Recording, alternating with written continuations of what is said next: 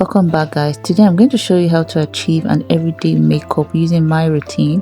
Please do not forget to like, share and subscribe to this video.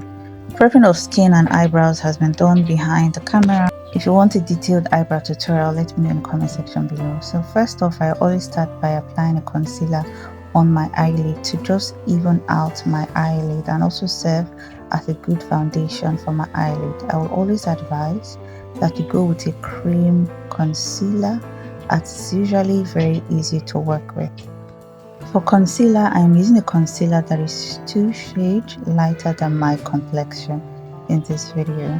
Now I want you to know that when it comes to an everyday makeup routine, it's a makeup that can actually be worn to any occasion and at any time.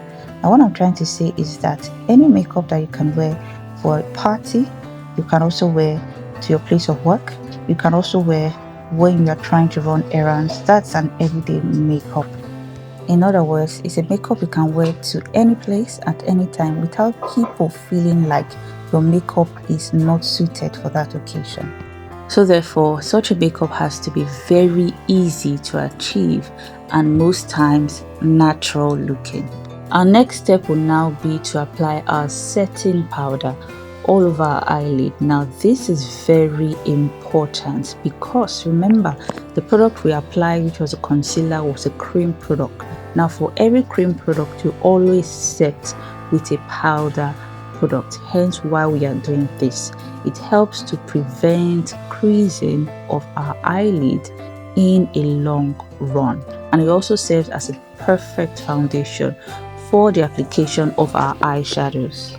Our next line of action will have to be coating our lashes with our mascara. Now never have your makeup done without coating your lashes with mascara, and trust me, because this has a way of elevating your makeup look, whether or not you have short lashes naturally or not. The shorter the wand bristles of your mascara, the longer your lashes would appear.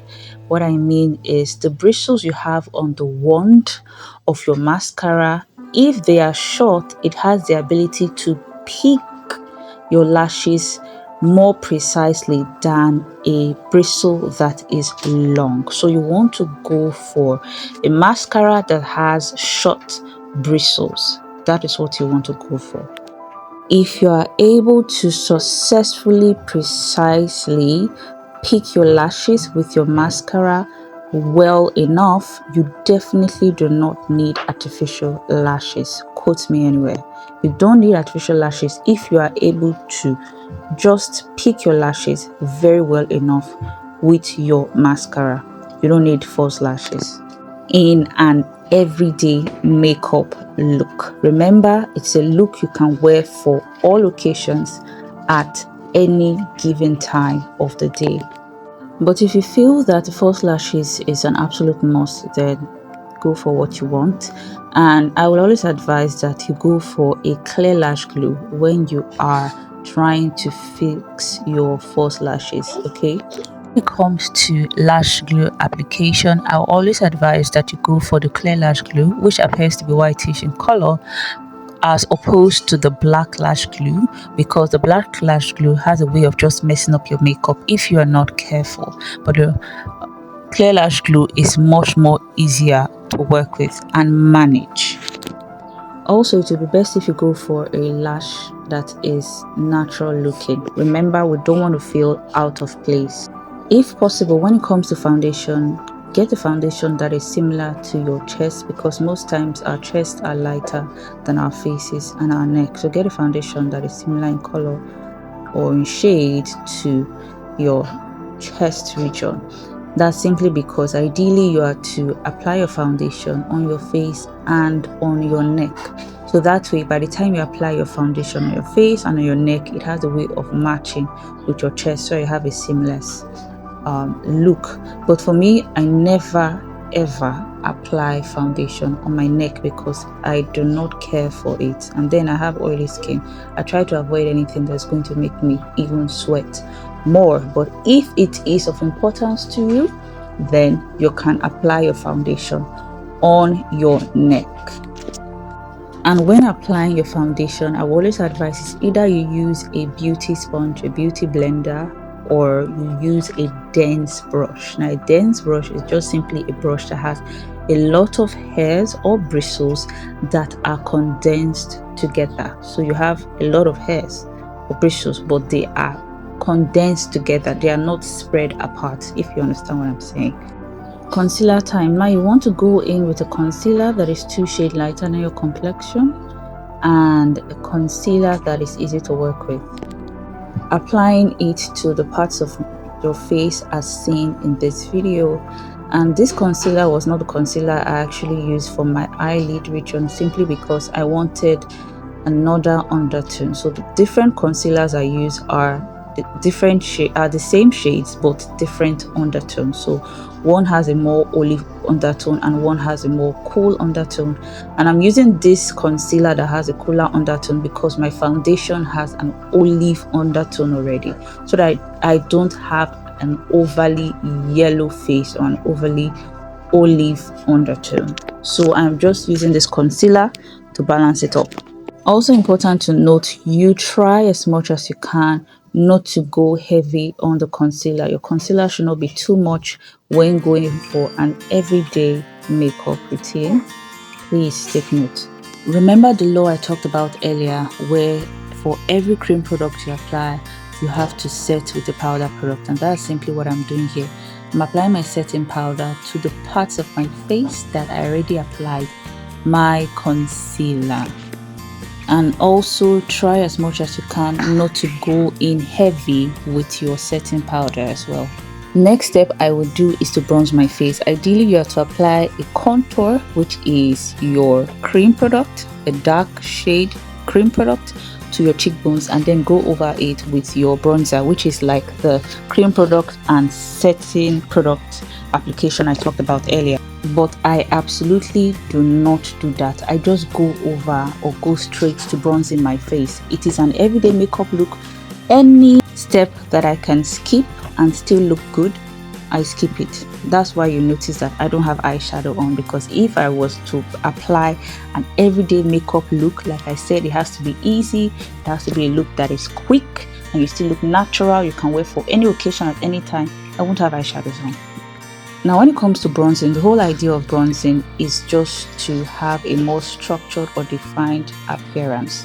So it helps to highlight the regions of your face that you want to be more structured. So you realize that I apply the bronzer on my cheekbones, on the nose to define my nose, on my eyelid as well. Those are the regions I applied it to, as well as my cupid bow. Now, these regions are peculiar to my face structure. For someone who has a different face structure than mine, the person might apply the bronzer at other regions as well, but I just stick to this. This is what works for me. Now we'll go over to reverse contouring. Since I did not apply a contour and product and then go over with a bronzing product, reverse contouring is paramount. It helps to further give structure or define your face. So I'm just applying my setting powder underneath the region I applied my cheekbones, my bronzer rather, which is underneath my cheekbones. Okay, so that way is going to give the appearance of a well sculpted face. Now, to ensure that everything is well blended together, I go over with my finishing powder, which is the last powder, hence the name finishing. The powder solidifies the whole look. That is the last powder you apply on your face. So I'm going to apply it all over my face, my eyelid, my cupid's bow, the regions of my face that I reverse contour, everywhere, just dusting off excess powder and ensuring that my entire face is well blended. Also, I want you to note that when applying your powder, try as much as you can to take the powder to your neck region and possibly the beginning part of your chest region, especially for people who applied foundations down to their neck. You want to apply your powder product over your cream product. Remember, I talked about this earlier, but if you did not apply a foundation to your neck, you can also do this step, which I actually would normally do, or you can decide to skip it. Whatever rocks your boat, go with it. But if you have a foundation on your neck, then you must not skip this step.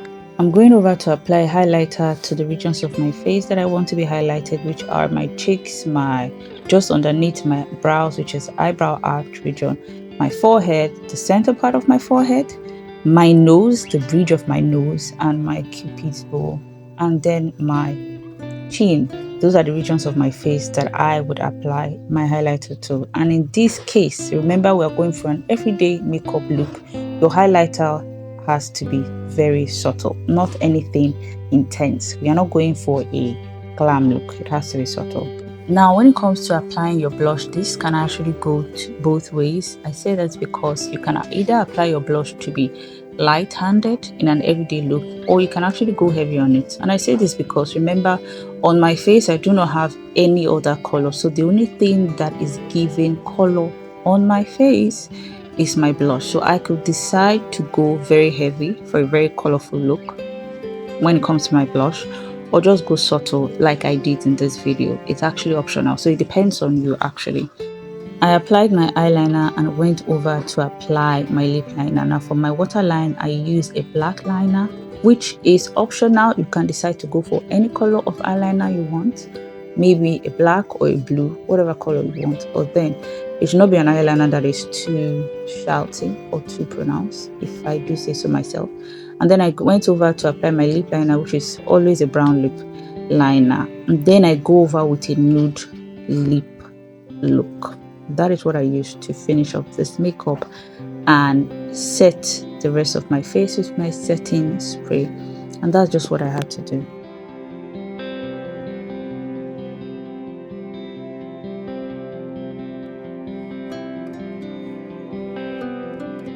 And that, we say, is the end of Solomon Grandin. So this is the finished look.